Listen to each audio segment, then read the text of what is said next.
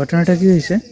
ঘটনাটা অ্যাকচুয়ালি আমরা তো সবাই তো ঘুমে আসলাম, কিন্তু যখন আমার এই আগুন আগুন একটা কি কানের মধ্যে আইলো, তো তখন কি এসে হঠাৎ করে তো বাড়িলাম, বাড়ি এসে যেটা আমার কি চোখে দেখলাম সেটা হলো কিন্তু একটা কি মানে কি বেড়ার, আমার যে এদিকে এই যে শ্রীকৃষ্ণ দাস ওনার বাড়ির কি অপোজিটে একটা বেড়া আছে, ওনার বেড়ার সাইডে একটা আগুন লাগছে। আমরা ভাই বানিয়েছি কি যে বেড়ার মধ্যে ওদিকে আগুন লাগিয়ে গেছে, ঠিক আছে। তারপরে লোকে লোকে কি আশেপাশে যে বাড়িঘরগুলোতে গিয়ে এসে যে গেট ধাক্কালাম, ধাক্কানোর পর এরপরে তারা আসার পর কি জল দিয়ে এসে যখন কাছে গেলাম তখন তো দূর থেকে আমরা দেখলাম যে একটা মানে কি বেড়ার মধ্যে যেমন কি আগুন লাগছে, কিন্তু যখন কি কাছে তখন কি দেখলাম যে একটা মানুষের মতো লড়ছে।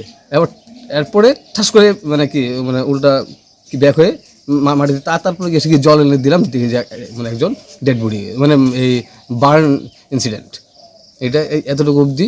তারপর আমরা কি ফায়ার সার্ভিসে আমরা কি কয়েকবার তো কল করলাম, কিন্তু কি হয়তো কি ওরা কি যে কলে আসলো, তারপরে আমাদের বাড়ির পাশে যে কি ফায়ার সার্ভিস ওনাকে কল করলাম, ওনার যে বাড়িতে কি হয়তো বা কি ওই বাড়ির কি একটা ভিকটিম হতে পারে, ওনার মানে হাজব্যান্ডকে কল করার চেষ্টা করলাম, কিন্তু ফোন কোনোভাবে কি তো রিসিভ হচ্ছিল না, যার কারণে আমরা কি ইমিডিয়েট আমরা কোনো অন দ্য স্পট আমরা কোনো কি অ্যাকশন নিতে আমরা পারিনি।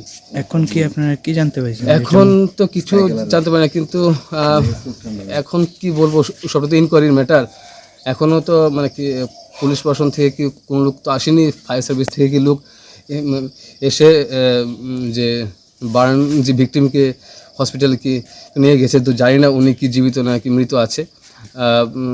তো যদি পুলিশ আসে তারপর ইনকোয়ারি করে তারপর আমরা মানে বুঝতে পারবো। তবে একটা যে ভয়ানক একটা কি ইনসিডেন্টকে আমরা দেখলাম, তাতে আমরা এলাকাবাসী খুবই একটু গা শিহরণের মতো। মহিলার নাম তো কি দীপ্তি দাস নাকি।